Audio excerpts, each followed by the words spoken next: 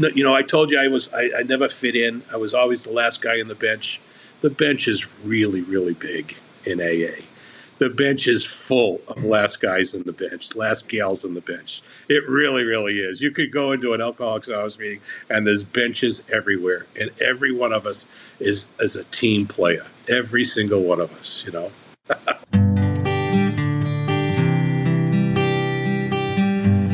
Well, hello, friends of Bill W. and other friends. You have landed on Sober Speak. My name is John M. I am an alcoholic, and we are glad you are all here, especially newcomers. Newcomers, that is, both to recovery as a whole and newcomers to this podcast. Sober Speak is a podcast about recovery centered around the 12 steps of Alcoholics Anonymous.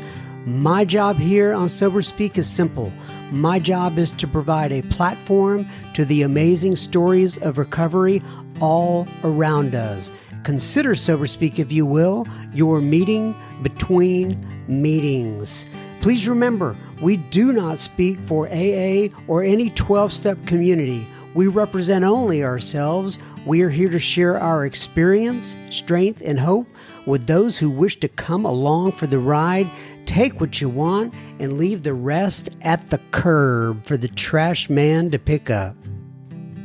Greetings from Studio AA, deep in the heart of Texas. That was the voice of Joe C.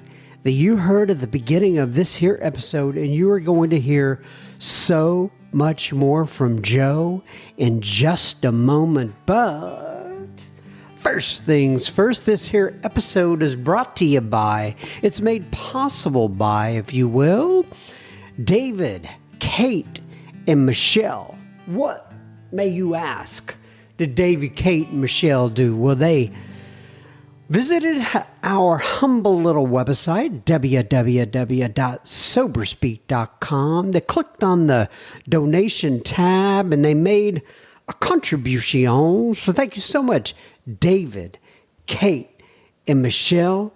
This here episode is coming right out to youans.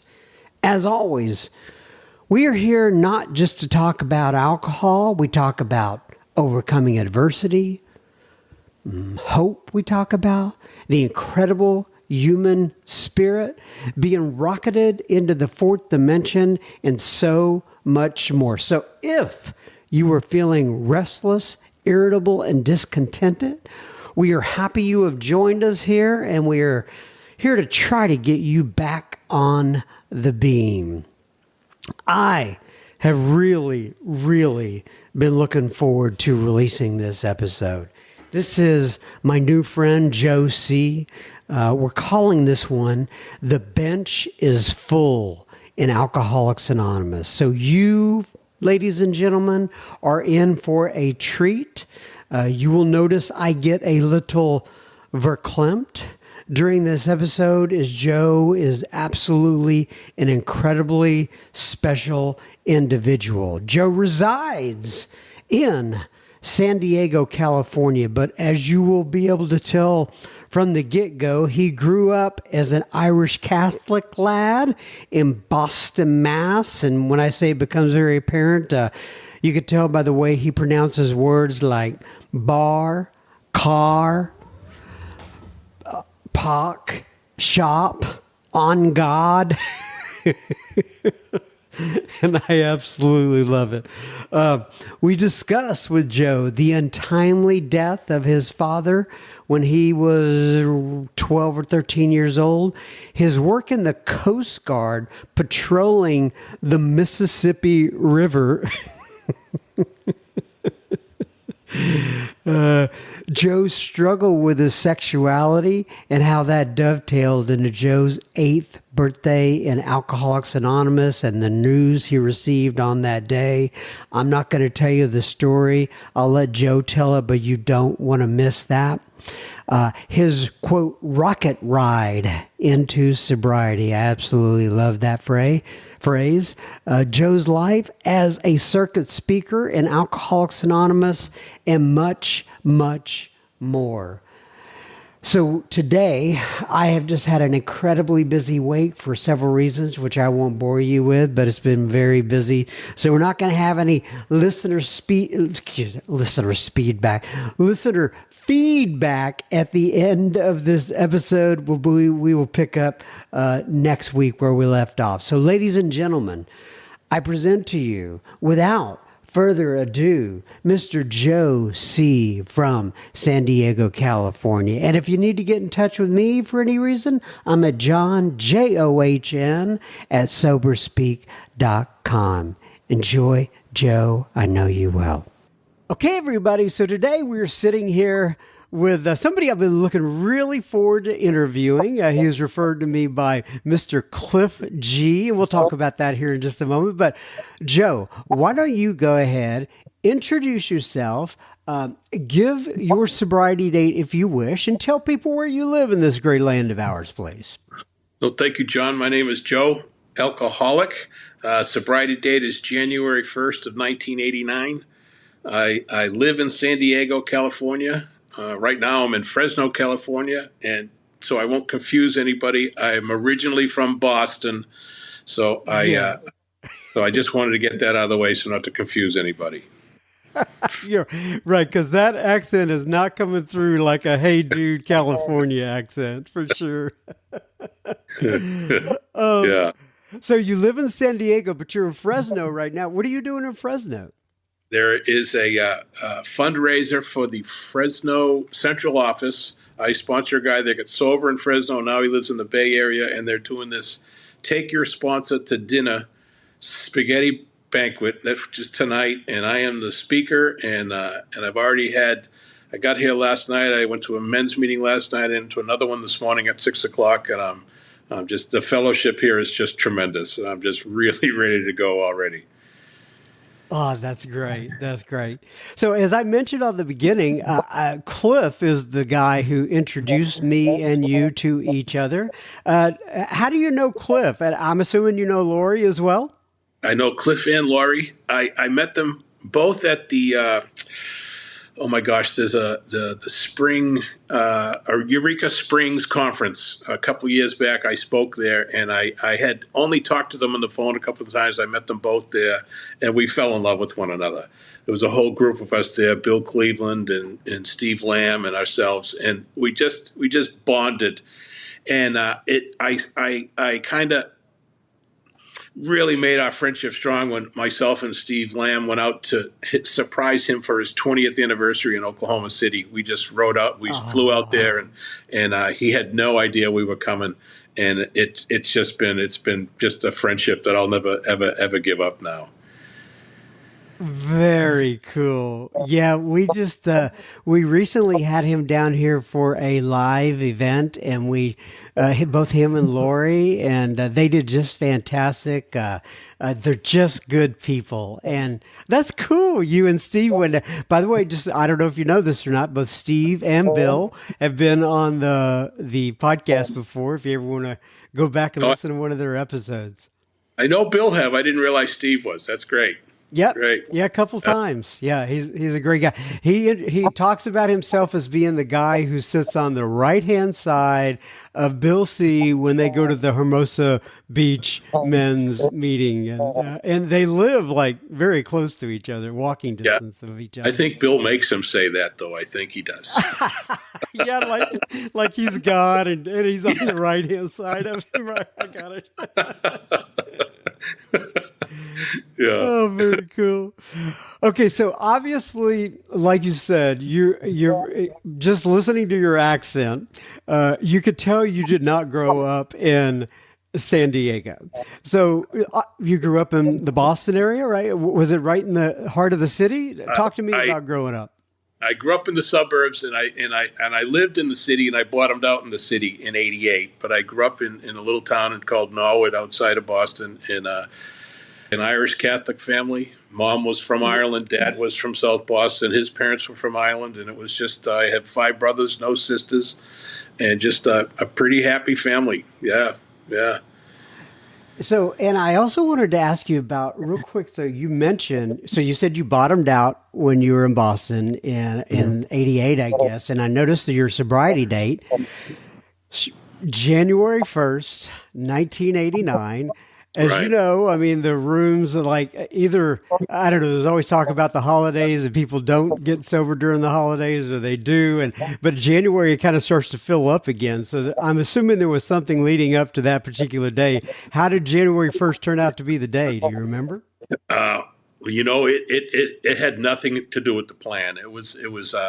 I got to talk about Dick D, who was, I worked in a comedy club in Boston. I was a bartender for years, and he was a sober member of AA. And right around Thanksgiving of '88, I ran into him and told him I thought I had a drinking problem. And, when you talk to another alcoholic that's in the program and you talk about a drinking problem, they start telling you their story. And he started telling me his story. And I didn't know what we do, what AA does. I had no idea. And he just seemed to go on and on and on and on and on. And my arms crossed and my eyes rolled back. And I go, my God, this is tough. And he said to me, Joe, there'll come a time when you're done with drinking and you ask some power greater than yourself for help. You'll never have to take another drink as long as you live. And 2 days later, I was in a car driving to San Diego to get out of the city of Boston. I had to get out of there. And I ended up in San Diego, and I bought a '63 Ford Falcon station wagon, and I lived in that car. And on New Year's Eve of '88, I said, I don't want to live in the car on New Year's Eve. This is ridiculous. I'm going to get a room in downtown San Diego for $19.95. I got a room, and the next day was that day. It was like, oh my God, I'm an alcoholic. I need help, and that's So, so all of that happened that quickly. So you're saying like, so that was at the end of December yeah, when Dick had a conversation with you. yeah. You got in your car, went to San Diego, got the hotel room, and then got into Alcoholics Anonymous. Yeah. Have you been sober ever since? I'm sober ever since. Yeah. Yeah. And I have never saw Dick again, never saw him again, and have told that story Wow.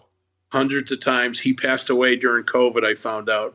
And I was never so grateful. And I have to say, because I didn't really like him, I didn't like the man. I didn't think he was I just didn't think he was a nice man. And yet he's the person that made this deal attractive to me. So you never know who's going to give you the message. Right. Okay, well, let's back up a little bit there. So I got you to the point you're coming into AA. Tell me about your childhood, growing up, what it was like. It sounds like you were kind of a mix of everything there. What was going on in your neighborhood? Oh, my neighborhood was crazy. The whole neighborhood was basically Irish Catholic. So the Donovans had 10 kids across the street. The Paynes had 4 kids. The McDonoughs had 8 kids down the road. My cousins lived down the road. They had 6 kids, and just everybody, just a wonderful neighborhood. My brothers were I was number 4 in the family, and I don't know if that has anything to do with it, but I was the middle of the pack and just kind of a goofy. I had a really, really long curly red hair, and everybody had to always tell me I had really, really curly red hair, and I hated it. Hated it, and lots of pimples and lots of freckles, and everybody had to. I knew that from the moment I woke up in the morning what that was, that whole mess, and it was like everybody made it was very tough, very difficult for me to be me. And my dad passed away. I found him passed away in bed when I was 12 or 13 years old. He had died of a cerebral hemorrhage at 47 years old. And I had given him, I remember he came home from work and he said, hey, can you make me a bowl of soup? I'm going to have a bowl of soup and go up to bed. And I gave him a bowl of soup and he went to sleep. And he passed away in his sleep that night. And I felt guilty for years, not until probably my first inventory was able to uncover that shame and that guilt that I had. And it was just something I manufactured, really. And from that point on, I told you we had a really loving family, but then we split. We didn't physically split. We emotionally split apart because it was that one piece was missing from that loving family. My mom held us together. My mom lived till she was 100 years old. She passed away about 5 or 6 years ago, and she held us together she's a wonderful, wonderful, loving lady. Very, very Catholic, just very Catholic, but there was always that. There was always that missing thing, whatever that was, and I think I've never said this out loud, that alcohol replaced that missing thing. That became the blanket that I was always looking for. So, there's been a lot of people who've come on here. As you know, Catholicism is, a huge religion, and there's a lot of people who've come on here and talked about it. Everyone kind of has a different experience with it. What was your relationship with Catholicism, and what has it been like through the years? Talk to me about that. What a great question. And it's a great question, especially when it comes to Alcoholics Anonymous. So I never struggled with Catholicism. I didn't have that great faith that my mom had. I didn't have, and I think that's the faith that I have for Alcoholics Anonymous is the faith that my mom had for Catholicism. I know what that faith is now. I didn't have that faith. That seemed to be a very missing thing as well. This ability to go and hear a message and then carry that message to somebody else. So I didn't have a lot of church guilt. And when I first got sober, a lot of people would always kind of talk about, I'm a recovering Catholic and all this sort of stuff. And I thought that's what we're supposed to say. And I didn't believe it in my heart. And I remember I was trying to early on meditate. And a friend of mine turned me on to this, an Indian gentleman. He passed away years ago, Eknath Ishwaran, who has had there was like an ashram up in Northern California, but he taught meditation. And the first class I went to, he said, if you can make amends to the church or the God of your childhood, you will connect with a power that can carry you the rest of your life now. And I went, wow, what a powerful thing to say. And it was even more powerful to do. When I went to a confessional one day, I said, Father, I just need to say I'm sorry for anything I ever said or thought about the church. He says, what's going on? I said, I'm just a member of Alcoholics Anonymous, and I need to make amends to this church because I need to connect with something in my soul and I'm trying to blame who, what, where, I don't know, but it had nothing to do with the church. And that was years ago. And from that point to now, I've never not been able to listen to somebody's music about their faith, and that's been such a freedom for me. Yeah, it's interesting. I've talked to so many people about their experience with religion. The Catholics are a very they're a target just because they're so big. But there are people that come in and they say, I'm a recovering Catholic. I got nothing out of it. There are others who say, there's a good friend of mine, in fact. He said he had a resentment against the Catholics for years. He grew up that way, but then he went to a church service and he looked around and he said, wow, all these people are getting what they need. And to me, it's much like Alcoholics Anonymous. There's people who come in and, like me and you, and I love being sober. But there's others who come in and say, they're just a bunch of hypocrites or something like that. Yeah. Every morning I do a prayer thing but it's funny you even met. So I read Thomas Keating, Thomas Merton. Is it Thomas Keating? Anthony DeMello, and a couple other Catholic writers, Richard Rohr. And then I read the Big Book, and Dr. Paul and Chuck Chamberlain, and we all talk about the same thing. Right. It's this. I think that's that journey from the head to the heart. The head, I'm always trying to figure out what they're saying. The heart is going, oh, thank you for saying what you said. Right.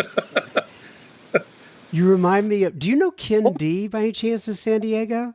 He is my sponsor. Oh, really? I love Ken D.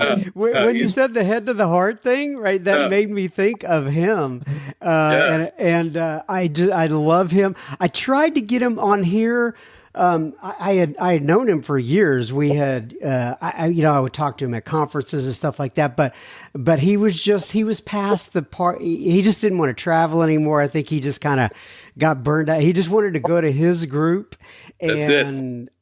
We've tried. He said, that part of my life is no longer there. He says, that's it, Right. Yeah. And you gotta, I honor him and respect him for making that decision. And I completely get it, Okay, so so let me go back to the growing up then. Okay, so you're growing up Catholic. You're in a neighborhood. It's mainly Irish Catholic. Did you say you were Irish Catholic? I just making sure Yes, I. yes, yeah, Yeah, yeah. so you're Irish Catholic. What else was the neighborhood like? What was going on? Oh wow, that's a great. So it was just going on. There was schools it was that Parochial it was schools? parochial schools. I went to parochial school, but I was always trying to figure out what I wanted to do. What there was I was I'm 67 now, so way back then it was like cars and what just trying to fix things and I wanted to play music. I wanted to be a carpenter. I wanted to work with cars, and I couldn't play baseball. I couldn't play football. I never seemed that whole fit in thing was always a really, really big thing with me in my neighborhood. But everybody else seemed to get those genes and just walked away with them. It was like, oh, me. I was like, what is it? What is it? What's missing? What's missing? And I could never seem to figure that out, And I felt as though I was alone. Let me rephrase. I felt as though I've been a loner most of my life, even though I've been around a lot of people most of my life. And so when you say what was going on in the neighborhood, it always seemed to be going on, but it never seemed to be going on with me, if that makes sense. So how would, like, if you think about your teachers and your parents and all the people during that time, how would they describe Joe C. at that time? What would they say about him? He was he was a wise guy. He yeah. When I talked about the hair and the pimples and all this. So I became a very what is the word? What is it? I would attack you before you could attack me, sort of thing. So I would always put people on God. Always put people on God. I wasn't a very good student. I really I couldn't read very well, so I would fake a lot of it. Terrible in math. So I always felt that I'd never amount to anything, but I wanted something. And when I talked about the sports stuff was a really rough, I couldn't run. I was a little pudgy and all these things. It felt as though there was something. It comes back to that there was something missing in my life, and I could never figure out what that was. Was it a power? Was it something physical? Was it something spiritual? Was it something emotional? I'm not too sure, but there was always something missing in my life that I never felt like everybody else. So at some point, you obviously picked up a drink. Yes. Why don't you take us through those years? Oh my gosh! The first one I remember the group of us used to sit on a wall. I think it was at Father Max. I'm not too sure. We used to sit on a wall, and there was Falstaff beer was very cheap at the time, and we used to get a quart of Falstaff beer, which was terrible stuff. But I could maybe drink a quarter to maybe a little more of a quarter, and I'd be gone. And it was but something would happen. That something that was missing would happen, and that's when I didn't have the curly hair. I didn't have the pudginess. I didn't have the pimples. I was able to have communication. I was able to be funny. And when I started to be funny and mean at the same time, which is an interesting thing to do. But I think that was my insecurity coming through. And but then everybody would start to laugh at me because after a quarter of a beer, I'm drunk, and that's when he's a loser. We've been telling you this all. He can't even drink like us now. It's like, oh. So that was probably, I think about this a lot, especially when I tell my story. That was the point when I said, I am going to prove to you guys that I'm not a loser when it comes to alcohol. And I eventually did. I eventually did. But, the Falstaff led to six packs, led to that. Then we get a little bit older and, all the other stuff that comes with it. And, but I think I started to replace whatever was missing in my mind with that's going to take away that fear, which I didn't know it was fear till I got sober. I did not know what fear was. We all think it's the fear of snakes. Talk about fear a little bit. Oh yeah.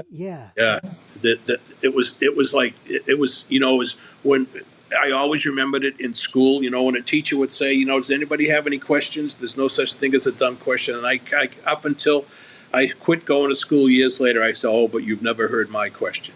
I could never ask a question. I could never ask a question of a teacher in school. I could never ask a question of friends. I could never I never wanted anybody to know that I didn't know." And I had no idea that was 100 forms of fear and self delusion. I had no idea what that was all about. And it's like it was just there was a great speaker. When I first got sober, his name was Jack Brennan. He was out of Brooklyn, and I used to listen to him. When I first got sober, I could barely look at anybody in the eye. Somebody gave me his tape, and he used to always say the term, "Alcoholics suffer from ungrounded and unfounded fear." Ask an alcoholic what's going on. He doesn't know, but he knows it's right around the corner.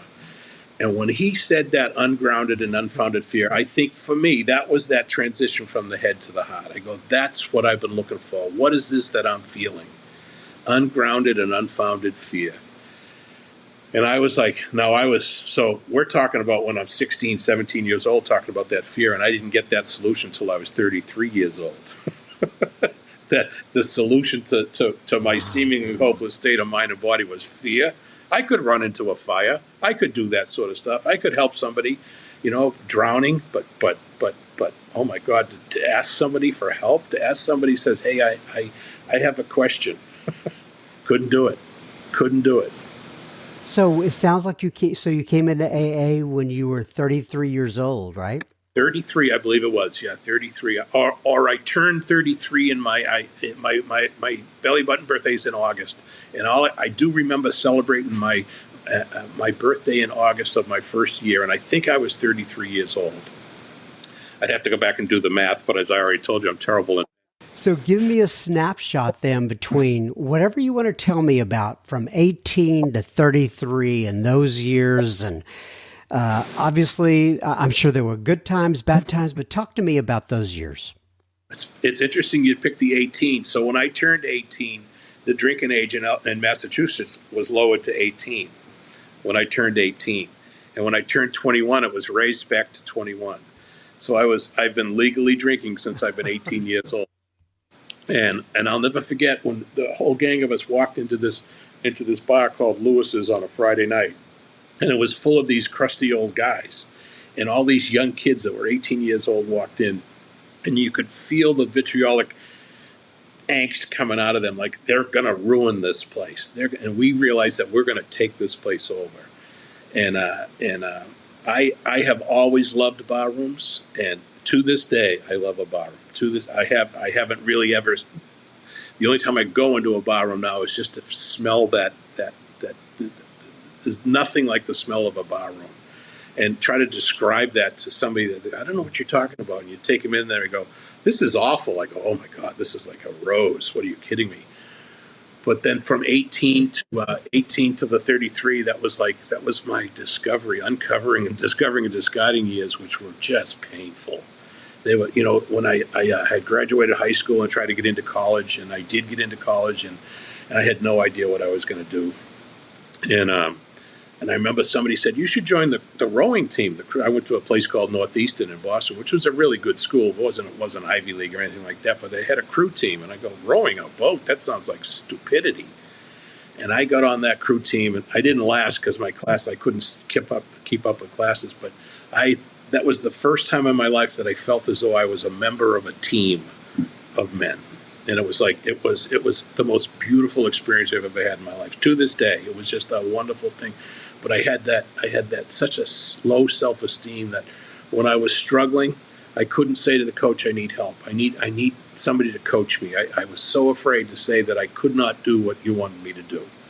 And it was just, I look back at it now, it was just unbelievable. And so what would happen was I would go to the bar, and I would drink away that pain. I would drink away that fear, and I would try the next day. But slowly over time, my ability to be one of the guys just started dissipating. It was so sad, and then school crashed, and what am I going to do now? And I ended up joining the Coast Guard, and I wanted to travel around the world, and they sent me to St. Louis, Missouri in the Coast Guard, and I worked on the Mississippi River for the next 3 years. So it's like, this whole can't fit in, won't fit in just kept happening. And at the same time, I'm struggling with sexuality.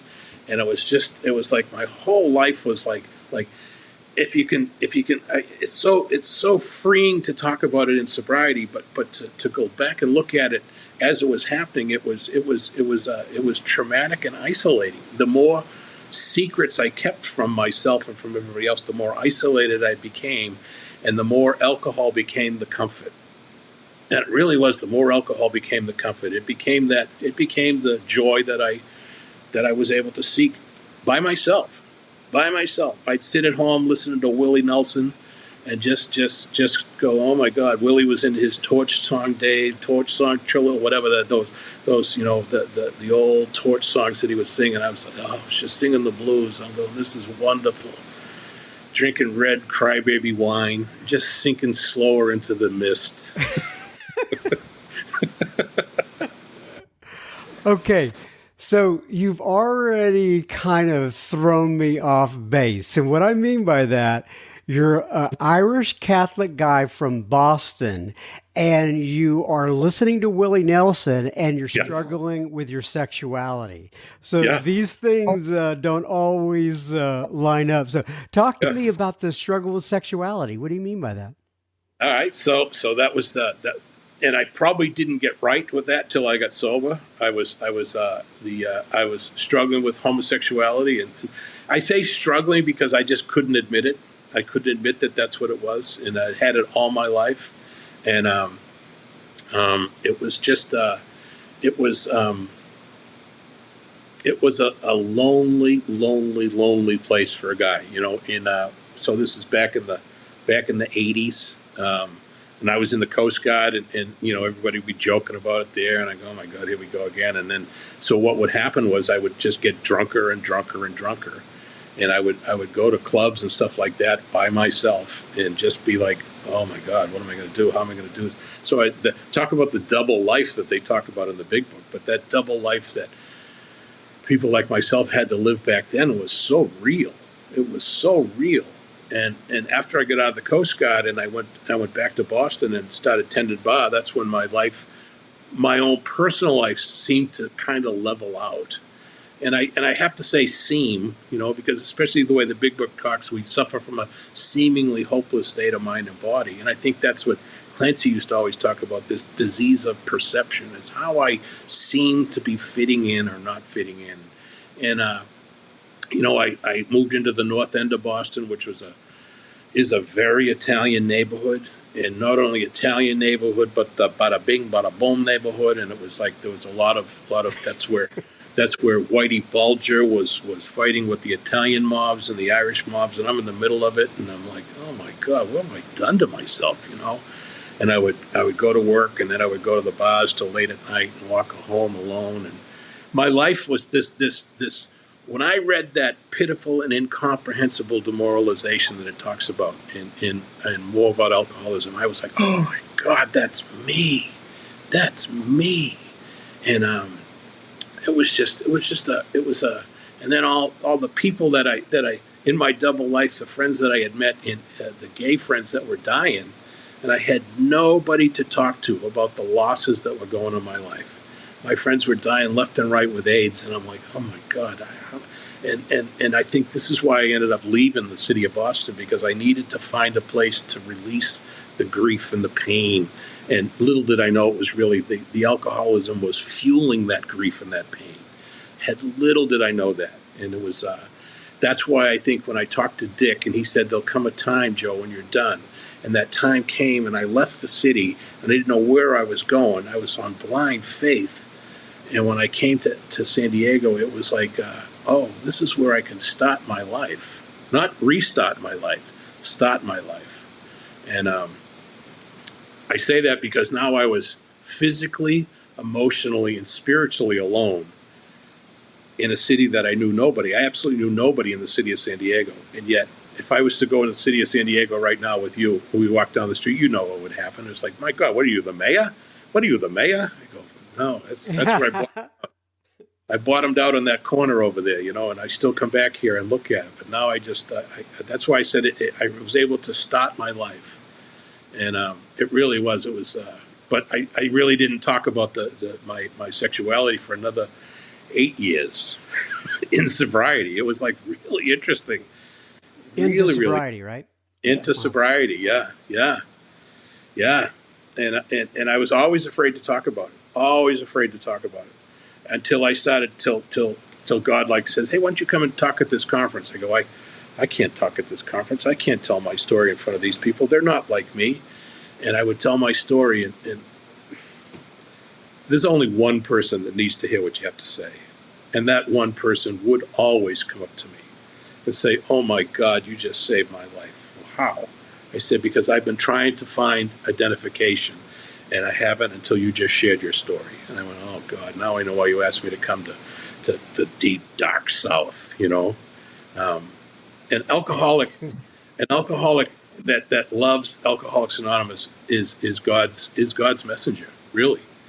And I think we're all God's messengers, but when you can stand and there's a great pamphlet called "A Member's Eye View of Alcoholics Anonymous." He says, if you can stand completely naked, stripped of all pretense and defense, and trust that the people you're telling your story to will not hurt you, that's a flight into reality. And that's what's happened to me. I've had a flight into reality every day since I really stripped myself naked of all pretense and defense. Yeah. Oh, wow. Very cool, Joe. Okay, so all right, so talk to me. So you struggle with your sexuality. You're 8 years of sober before you start talking about it, and then kind of take me through some milestones from there. What happened? What started? Like, I'm assuming the onion started to peel at that point. The onion was fried. No, the onion got fried. It was it was actually on my eighth birthday. I had gotten really sick, and I didn't know what was going on, and I went over to the VA, and they did all sorts of tests, and they couldn't figure out what was wrong with me, and on January 1st, 1997, which was my anniversary, my 8th anniversary, I got a call from the VA, and they said, "Mr. Conroy, can you get into the hospital? You just were tested positive for pneumocystis pneumonia." And I went, "What?" She says, "Yeah." So I went to the VA, and I called Tom Higgins, who was my first sponsee. He passed away years ago. And I said, "Tom, I need a ride to the hospital." And he said, "I'll be right there." And he came pick. He says, "What's going on?" They said, "I tested positive for pneumocystis pneumonia." He says, "You're HIV positive?" I said, "I had no idea I was HIV positive." And I got to the VA, and they said, "Mr. Conroy, how long have you been HIV positive?" I said, "I had no idea I was HIV positive." And she says, "Oh my God, did we just give you that news over the phone?" And that was like the worst thing you could have done for anybody. And I said, "Doc, you did. But let me tell you something. I've been in Alcoholics Anonymous for 8 years, and I have heard you need to surrender everything if you want to live happy, joyous, and free." And I said, I want to live now more than I've ever wanted to live in my life. And I've never really wanted to live very long. And I said, "What do I need to do?" She says, "You're very, very sick.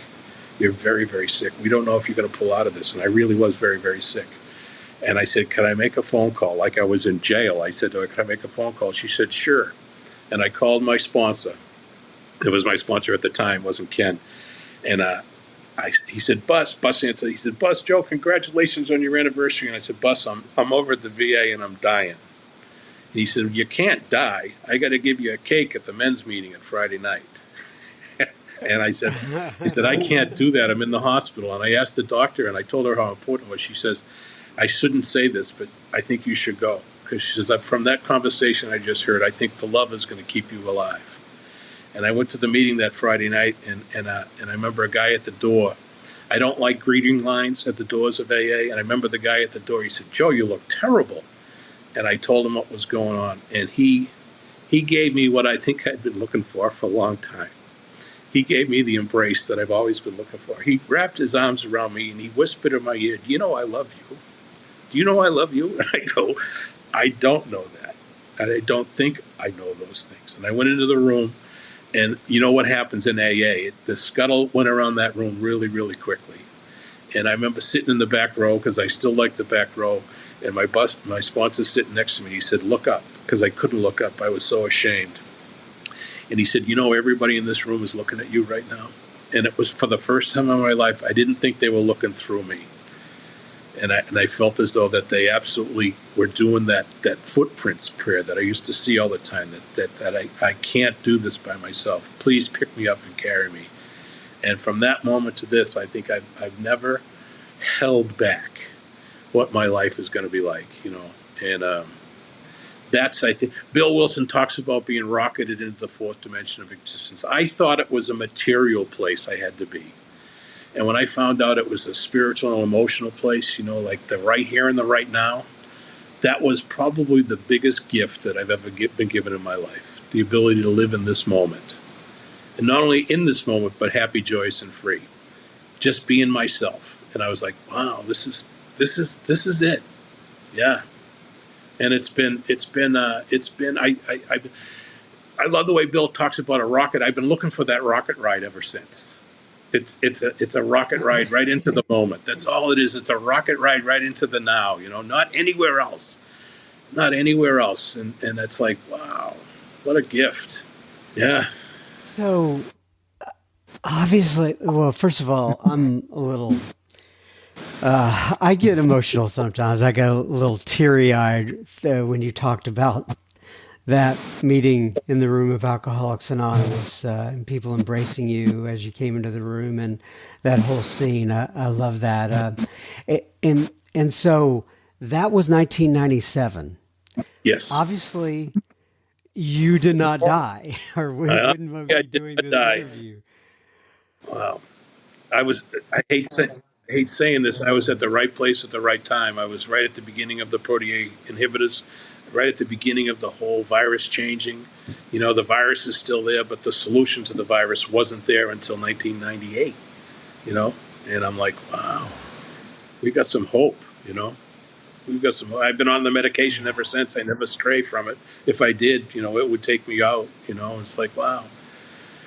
I go, look at this stuff. And I'll never forget, speaking of a friend of mine years ago, he was talking, we were talking about AIDS, and he goes, you know the amount of money they're putting into AIDS research? I go, I don't know if they'll get a solution for the AIDS research, but he says, but I bet you all these other diseases that are involved the blood will slowly start disappearing because of the amount of research they're putting into the. And we were talking about this morning at breakfast. I said, remember when we were kids, if somebody got a cancer diagnosis, they were goners? Now you get a cancer diagnosis, they have a way to treat it. There's some that are just, they're a death notice, and we all know the ones that are really, really bad. But the minor ones that they go, oh, wow. Is there a reason for everything? I don't know. I don't know. But I think, I don't know what it, I don't, the greatest gift that ever is given to me is not trying to figure everything out. And I live in faith when I don't try to figure everything out. It's just, that's a goal that every newcomer should really strive for, to not try to figure this out. I agree. Well, not even newcomers, like people who've been around a while, like you, right? I still try to figure it out sometimes. Okay, so you're kind of a circuit speaker now, right? You go, that's a term we use here in AA, right? And it's a good thing. You go around a lot and you talk. I'm a short circuit speaker. That's what I say. I'm a short circuit speaker.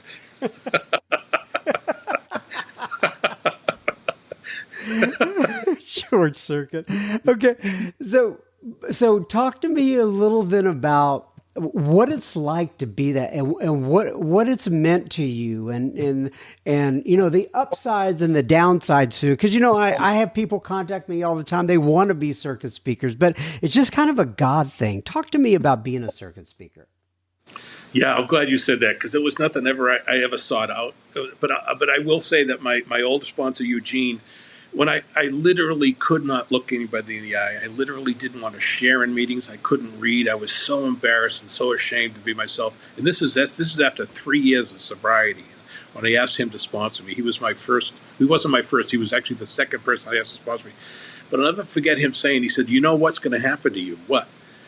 They're going to ask you to come around the country and talk and tell your story. I said, no, that'll never happen. He said, it's going to happen. I know it's going to happen. And I just didn't believe it was going to happen until it started to happen. And not only that, but like to ask me to come to these places that I don't think we're going back to the fitting in thing. I never think I fit in. It's like, why are you asking me to come to Nashville? Why are you asking me? This This is, this the Bible Belt. There's the conservatives. It's like, so my head would just go, and then I would tell my story. Then that one person would come up on the line and go, "Oh my God!" And I go, "Now I know why I'm here.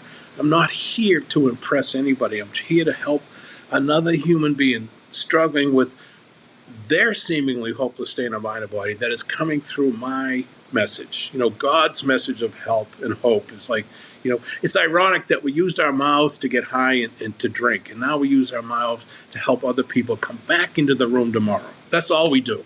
Just help them come back tomorrow. So when I'm asked to do these things, I still have that contempt prior to investigation. Oh my gosh, I do laundry on in June, like that sort of thing. My head wants to go, gosh, I wish I had some other thing planned. But my gut always says yes. It always says, yes, I'll do that. It's like, I don't know why you're asking me to do this thing, but it's like, that's where the power is so mysterious. I don't think AA's message is magical at all. I think it's so mysterious. So mysterious. Why did two Vermont people end up in Akron and talking about recovery from a how and who, what is it? This doesn't, you couldn't write this in Hollywood. They try to do it. But to see the way it's like, wow, why does one person sitting with another alcoholic? How do you carry that message? There was one time I was in Dallas when I was first starting getting out on the circuit, and I walked into the room that I was going to speak that night, and I just wanted to be in the room. There was nobody there but this young man way in the back of the room, sitting all by himself, and that was me. And I walked up to him and I said, "How you doing?" He said, "Oh my God, I'm scared to death to be here. I'm newly sober, and there's so many people and they're so happy." And I sat down and I just had a conversation with him. And we had a wonderful afternoon, just talking, the two of us. And I don't even remember what his name was. I never got his number. I wasn't that sharp yet. And I never saw him again. And then 5 years later, I was at the international conference. It was either in San Antonio or in Atlanta. I'm not too sure it was. And I was doing a small little workshop there. And I see this guy in the line after I did my workshop, and he was really beaming. And he just seemed too happy too happy. And he came up and he said, "Do you remember me?" I said, "No, I'm sorry, I don't." He goes, "I'm the guy that you sat with in Dallas in that cold room that one afternoon, and you sat and talked to me, and you never told me you were speaking that night. You never told me you were a circuit speaker. You never told me you came there. You just told me that you identified exactly what was going on, I understand the way you feel." And he goes, "I have been 5 years sober, and I've been looking for you." And I just bawled. I said, now I know why I was in Dallas. Sometimes you never know while you're in these places. You don't have to know. But when you get to know, wow. I think that's what Wilson talks being rocketed in the fourth dimension of existence. It is a spiritual place that nothing matches. Nothing matches. When you can look somebody in the eye and they go, "You saved me." And I go, wow. Please go and do that for somebody else. And that's the deal. That's this. I told you I never fit in. I was always the last guy on the bench. The bench is really, really big in AA. The bench is full of last guys on the bench, last gals on the bench. It really, really is. You could go into an Alcoholics Anonymous meeting and there's benches everywhere, and every one of us is a team player. Every single one of us. Yeah. Oh, I love that. Okay, so to kind of, you let me know how you want to wrap it up. You have a lot of people listening to you around the world, and they're going to be, there's people who have either in AA or they've thought about AA or they have, been on the outskirts of AA, or they're just people interested in recovery in general. How do you want to end this up? I'll leave it to you, Joe. Wow. I'll never forget my friend Annie, who was not in AA. She never sought to be in AA. I met her, one of my first jobs in San Diego was as a janitor at the Old Globe Theater, which is downtown in Balboa Park. And I just fell in love with this woman. And I told her that I was a sober member of Alcoholics Anonymous. And we do cakes here in California. I says, "I'm taking a cake Monday night at my Monday night meeting." And she came, and she sat in the back of the room. I can still picture her sitting there just in awe at the love that was in the room. But the way I want to end it is she gave me a card. Now, this was 34 years ago. She gave me a card, and on the card it said, believe in the wonder, believe in the light, believe that everything is going to be all right. And I have never forgotten those words. And the whole key of it is to believe. To believe that there is a solution to your seemingly hopeless state of mind and body. Believe that you will be able to talk about it someday, and believe that somebody else needs to hear your story. I think that's how Oprah Winfrey became a billionaire, by asking people, tell me your story. Alcoholics Anonymous is do it for 89 years. Just tell me your story. Not so everybody can identify it, so one other person can believe in that wonder and that light and believe that everything's going to be all right. I love it, Joe. Before we started this, we said a little prayer, and the prayer was, I prayed, and I said, I pray that whatever Joe will share will give people hope in all four corners of the world, perhaps where they may not have any. And I can guarantee you this has done just the trick. And I really appreciate you being here. God bless you, my friend. Okay. Thank you so now I'm scrambling. I need to find you're welcome. I need to find my big book. I need to find, I always end it with page 164 of the big book, and I can't find it. And hold on just a second. Okay, Joe? All right. Now, if you had a really professional podcaster, they would have everything available to them before they start. But you're working with me, Joe. We're just amateurs. We're here for fun and for free, right? That's what love is called. That's what love is called, man.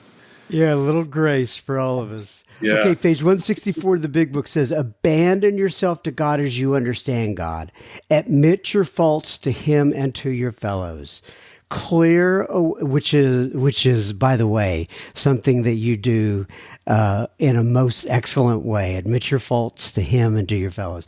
Clear away the wreckage of your past. Give freely of what you find and join us. We shall be with you in the fellowship of the Spirit, and you will surely find some of us, like me and Joe C., as you trudge the road of happy destiny. May God bless you and keep you until then. I had no idea what I was getting myself into today, but I was looking forward to it.